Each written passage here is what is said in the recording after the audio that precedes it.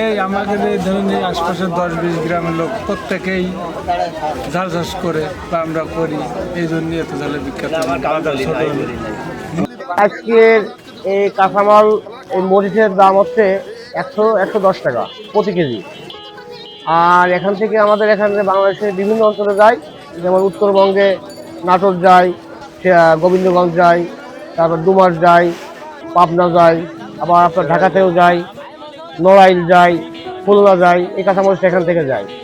আর প্রতিদিন আমদানি মনে করেন 15 থেকে 20,000 কেজি এখান থেকে আপনার হয়। অর্ধেক গাছ মরে গেছে, ঠিক আছে। এখন কালকে আমরা কিনেছিলাম 7,000 কেজি মাল, বুঝেছেন, ওই আপনার 80 থেকে 100 পর্যন্ত, বুঝেছেন। আর আজকে একটু মাল কম, আজকে বিক্রি হচ্ছে 110, 105 এই কাজার বিক্রি হয়েছে। আজকে আমরা মাল কিনছি 1600 কেজি, আজকে মাল নাই। বৃষ্টির কারণে ঝাল মারা গেছে, মানে কালকে একটু উঠছিল বেশি, চাষি তো মনে করেন শেষ। 2 থেকে 3 দিনের মধ্যে মনে করেন যে 250-200 টাকা কেজি হবে, ঝাল নাই।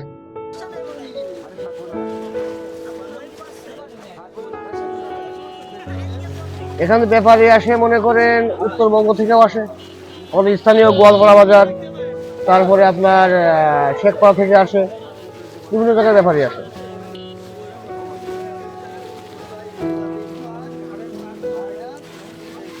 আমাদের এই বন্যাতে ধানের প্রচন্ড ক্ষতি হয়েছে আমাদের এখানে। শত শত বিঘা মরিচ শেষ হয়ে গেছে বন্যার জন্য।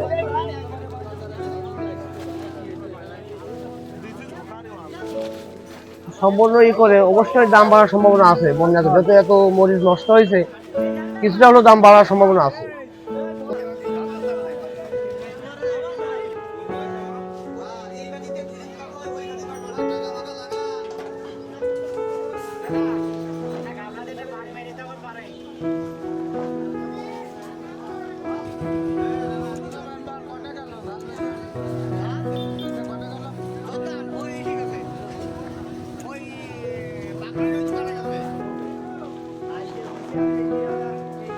এক এক ব্যাপারী 2000 কেজি 5000 কেজি করে এরকম কিনতো। এখন মরিচের দাম অনেকটা কমে গেছে, কিন্তু এই মরিচ জমিতে অনেক ভরপুর মারা গেছে।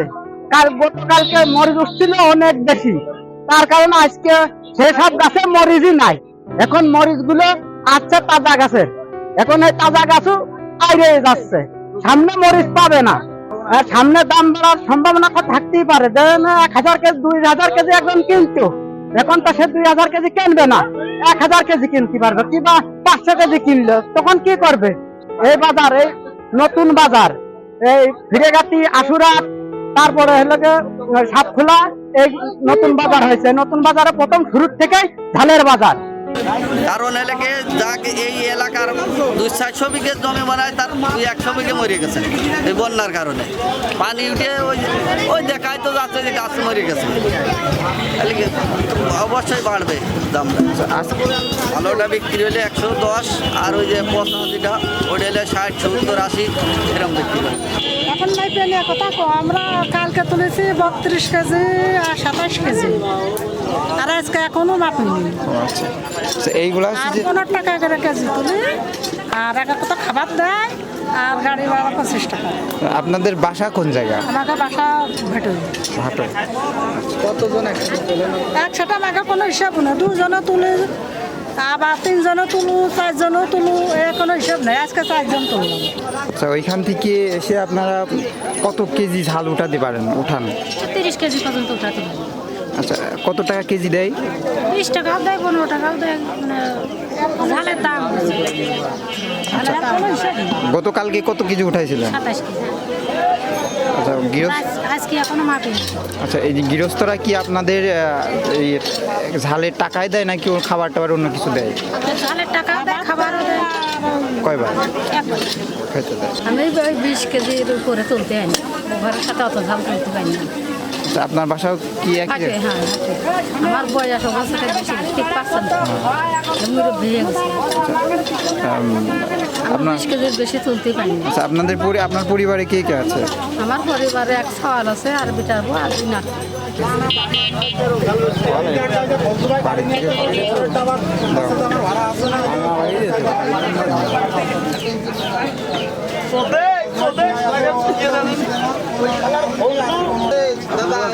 থেকে শুরু করে জলঢাকা, রংপুর, পাবনা, বগুড়া, খুলনা, ঢাকা।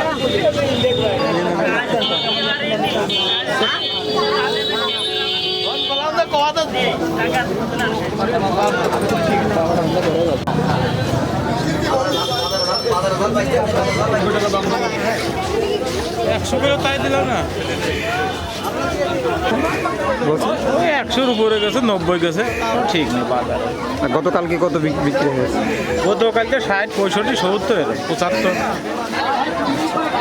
ঝালের চাহিদা কি আগের মতো আছে না বাইরেছে না কমেছে? চাহিদা এখন একটু বাড়েছে। হ্যাঁ চান 20 টাকা। হ্যাঁ 20 টাকা 90 টাকা দাম হবে না? না, 105 টাকা দিই। হ্যাঁ, আগে ঘুরাই 100 যাও 100 নিয়ে যাও, 100 নিয়ে যাও, না আমি সব দাও। গ্যাস যাও। বলো বাড়িয়ে যাচ্ছে না, ঝাল বাঁচে ওই কি দেখছো না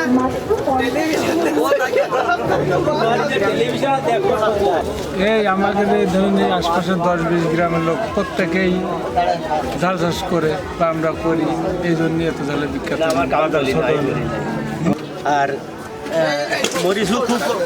মরিচও মনে করেন যে আমরা ওই লোক দিয়ে যার 2 বিঘা 3 বিঘা মরিচ আছে এরা কি লোক দিতে না, কেজি প্রতি 20 টাকা করে দেওয়া লাগে।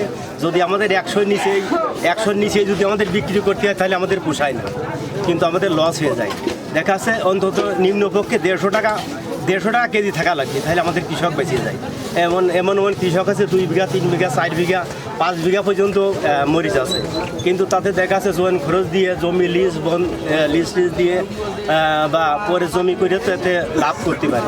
সর্বনিম্ন 150 টাকা আমাদের কেজি থাকাই লাগে, তাহলে কৃষক আর কি বেঁচে যায়। আপনাদের মাঠে বন্যার পানির কারণে ঝাল কি পরিমাণ মেরেছে? বন্যার পানি করে মনে করেন এই জায়গা 2000 বিঘা চাষ আছে, 2000 বিঘার মধ্যে মনে করেন প্রায় 500 বিঘা জমি মানে পানি নিচে ছুটে গেছে, আর 1500 বিঘা পর্যন্ত আছে এখন, এরকম ক্ষতিগ্রস্ত হয়েছে। তবে আস্তে আস্তে পানি ফিরে যাচ্ছে। মনে করেন আমি লাগাইছি 1 বিঘা, এখনও 7-8 কাঠা বই পানি নিচে আছে। ওই ঝালমাল সহকারে কালকে নিয়ে আসলাম 6-7 মণ। এই মরিচটা আমি 40 টাকা কেজি বিক্রি করেছি, তাতে আমার মেলা টাকা লোকসান হয়েছে। আবার এর আগে বেঁচেছি মনে করেন 200-250 এরকম বাজার পাইছি, তাতে বাজার পেয়ে আমার ভালো টাকায় লাভ হয়েছে। কিন্তু এখন আমার মনে হয় এরকম উৎপাদন থাকলে আগামীতে পুরো এলাকায় মরিচের চাষ হয়ে যাবে।